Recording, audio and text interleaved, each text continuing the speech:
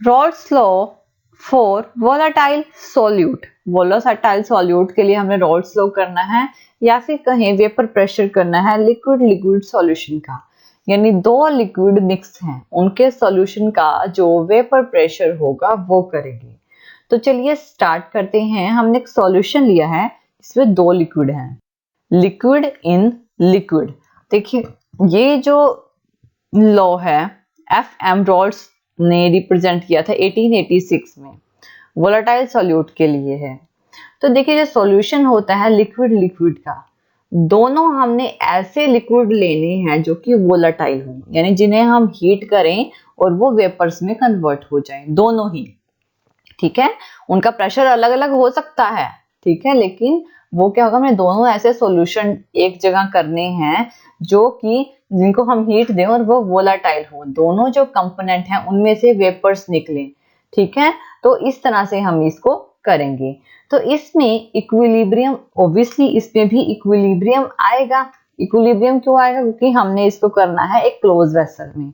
हमने सॉल्यूशन लेंगे यहाँ पे, उसको हीट देंगे थर्मोस्टेट से, जिसमें कि दोनों सॉल्यूशन जो है वेपर्स बनेंगे, कंडेंसेशन होगी, इक्विलिब्रियम आएगा। तो इसमें इक्विलिब्रियम जब पहुंचता है एक पर्टिकुलर पॉइंट के बाद इक्विलिब्रियम आ जाता है। इक्विलिब्रियम क्या होता है? जितने वेपर्स बन रहे हैं उतने ही वेपर्स कंडेंस होकर लिक्विड में भी कन्वर्ट हो रहे हैं, तो इक्विलिब्रियम आ जाता है। जो दोनों कंपोनेंट हैं उसमें वेपर प्रेशर, यानी दो सॉल्यूशन है, ऑब्वियसली दो लिक्विड्स है, दोनों का अपना अपना वेपर प्रेशर होता है। तो इसको बोलेंगे एक पार्शियल प्रेशर।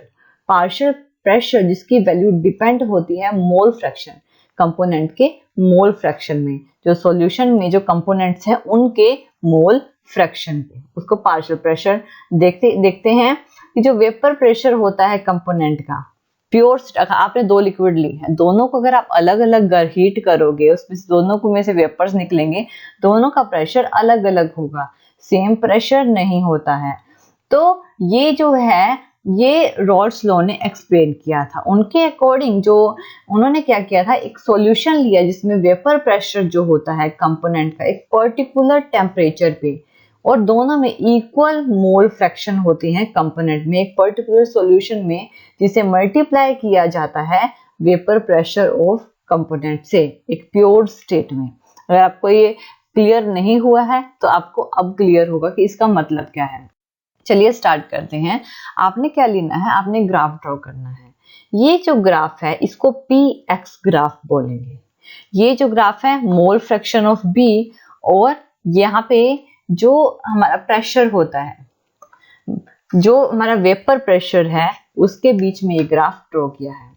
हमने यहाँ पे दो लिक्विड लिए हैं, दो लिक्विड जिसको ए और बी, दो वोलाटाइल लिक्विड्स हैं। एक लिक्विड को ए नाम दिया है, दूसरे को बी नाम दिया है, और दोनों ही वोलाटाइल हैं।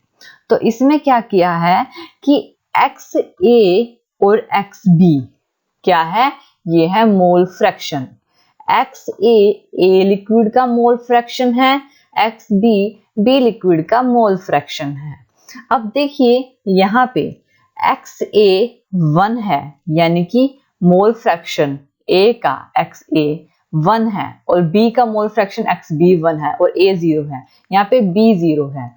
यानी कि हमारे पास दो लिक्विड है। मान लीजिए ए का जो प्योर प्रेशर है, यानी कि प्योर लिक्विड का प्रेशर है, वो इतना है, जिसको कि पी नॉट ए से रिप्रेजेंट किया है, तो उसका मोल फ्रैक्शन यहाँ पे 1 होगा। ऑब्वियसली बी का नहीं है, हमने प्योर फॉर्म का लिया है, तो बी का 0 है।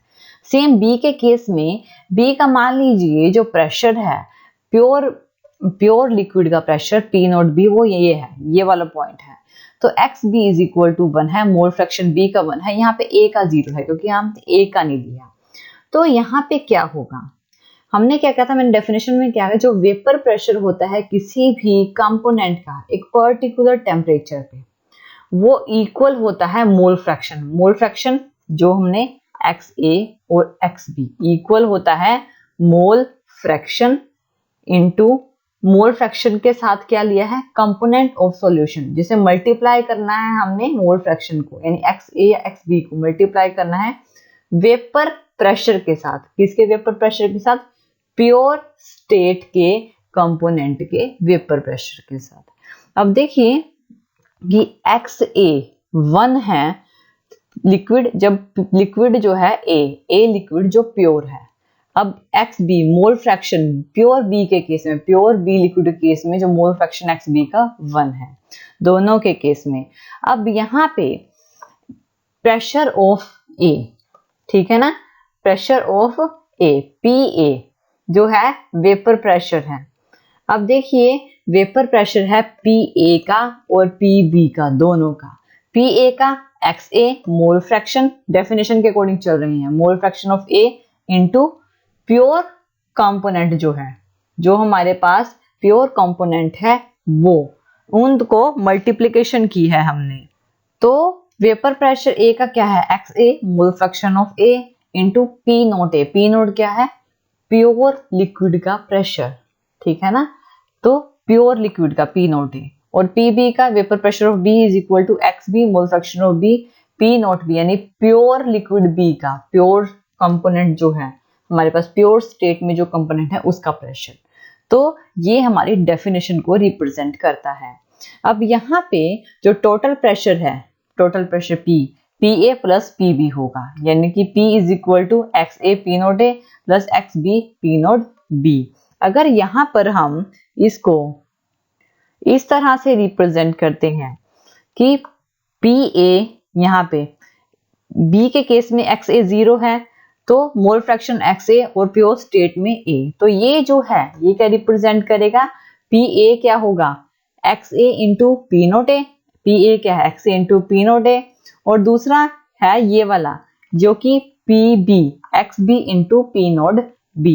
तो जो टोटल प्रेशर यहाँ से यहाँ तक का होगा, total pressure P is equal to होगा PA plus PB, total pressure P is equal to PA plus PB होगा। अब देखिए P नोड A और P नोड B दोनों प्योर फॉर्म में जो है उनका प्रेशर है, P नोड प्योर को रिप्रेजेंट कर रहा है। P नोड A और P नोड B जो है कांस्टेंट है एक पर्टिकुलर टेम्परेचर पे। जो टोटल वेपर प्रेशर होगा वो लीनियर फंक्शन में, मोल फ्रैक्शन में हम XA को हम यहाँ पे 1 माइनस XB लिख देंगे। तो X1 minus XB P naught A plus XB into P naught B, हमने इसको पुट कर दिया, हमारे पास ये इक्वेशन आई है। यानी हम इसे ऐसे भी लिख सकते हैं कि P is equal to P naught A minus P naught B XB plus P naught A, ऐसे भी हम इसे रिप्रेजेंट कर सकते हैं। ठीक है, इसको इधर ले आए, ठीक है, और इसको सेपरेट कर लिया। तो हमने क्या किया, इसको अलग फॉर्म में लिख दिया। ये बताता है प्रेशर जो है वोलेटाइल सॉल्यूट के लिए।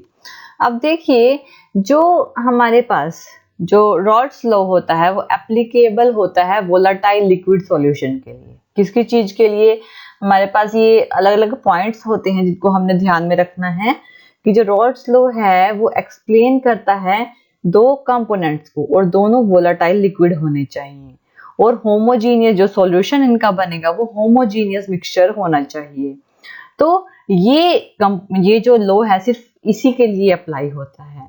ये जो लॉ है ये अप्लाई नहीं होगा अगर दोनों लिक्विड क्या है, मिसेबल है, यानी कि होमोजीनियस सॉल्यूशन नहीं बना रहे हैं, तब ये लॉ अप्लाई नहीं होगा। नेक्स्ट है कि हमने इसका एक ग्राफ किया है, पीएक्स ग्राफ। तो उस ग्राफ में XB और XA ये जो है मोल फ्रैक्शन को बताता है, जो लिक्विड फेज में प्रेजेंट है उसके मोल फ्रैक्शन को बताता है। ये जो दोनों हैं ये जो है वोलेटाइल इन नेचर होंगे। जो वेपर होगा दोनों का वेपर प्रेशर होगा, दोनों का अपना अपना अलग अलग। नेक्स्ट है कि ये जो लॉ होता है, जो लिक्विड के पेयर बनते हैं, ये रॉल्स लॉ को ओबे करते हैं, ये आइडियल सॉल्यूशन बनाते हैं। आइडियल सॉल्यूशन जैसे कि टिपिकल लिक्विड पेयर बनते हैं, जैसे बेंजीन का टोल्यूइन के साथ सॉल्यूशन बना देना, या फिर हेक्सेन का हेप्टेन के साथ सॉल्यूशन बना देना। नेक्स्ट होता है कि जो वेपर प्रेशर होता है उसमें इक्विलिब्रियम आ जाता है, एक पर्टिकुलर टाइम के बाद एक पर्टिकुलर टेम्परेचर में एक इक्विलिब्रियम आता है। इसे कैलकुलेट करते हैं हम उसके पार्शियल प्रेशर जो होता है दोनों कंपाउंड के, उससे। अगर हमारे पास मान लीजिए YA और YB मोल फ्रैक्शन है कंपोनेंट्स का, तो उसमें उसको हम ऐसे लिख सकते हैं YA PA upon PA plus BB, जिसमें PA अपॉन P टोटल, यानी कि PA क्या है, PA और PB जो प्रेशर होगा A और B का, दोनों लिक्विड्स का। ऐसे ही YB PB upon PA plus PB, यानी PB अपॉन टोटल प्रेशर, यानी B का प्रेशर अपॉन टोटल प्रेशर, ये YB के लिए। और YA के लिए pressure of A upon total pressure. अब देखिए जो PA है उसको हम ऐसे लिख सकते हैं PA YA into P total, और PB को भी हम ऐसे लिख सकते हैं PB is equal to YB into P total. तो ये जो है, ये जो हमारा सॉल्यूशन होता है, मान लीजिए अगर हमारे पास कोई I कंपोनेंट है तो हमारे पास PI क्या होगा, PI इज इक्वल टू होगा YI into P total, total pressure. तो ये जो है ये हमारा क्या है, कुछ इंपॉर्टेंट पॉइंट्स हैं। जो वेपर प्रेशर होता है किसी भी प्योर कंपोनेंट का, और जो टोटल वेपर प्रेशर होता है एक पर्टिकुलर सॉल्यूशन का, उसे हम इंक्रीज और डिक्रीज कर सकते हैं अगर कंपोनेंट के मोल फ्रैक्शन को हम इंक्रीज और डिक्रीज कर दें। इस तरह से हम उन्हें इंक्रीज और डिक्रीज कर सकते हैं। तो हमारा जो स्लोप होता है, जो टोटल प्रेशर बनता है PX कर्व में, जो कि हमने डायगोनल लाइन ली थी दोनों के बीच में, जो टोटल प्रेशर बना था वो इंक्रीज और डिक्रीज हो सकता है मोल फ्रैक्शन के इंक्रीज और डिक्रीज करने से। Thank you. Thank you for watching this video. और ज़्यादा अपडेटिंग वीडियोस के लिए आप हमारे चैनल लर्न एंड ग्रो पे हमें सब्सक्राइब कर सकते हैं। Thank you.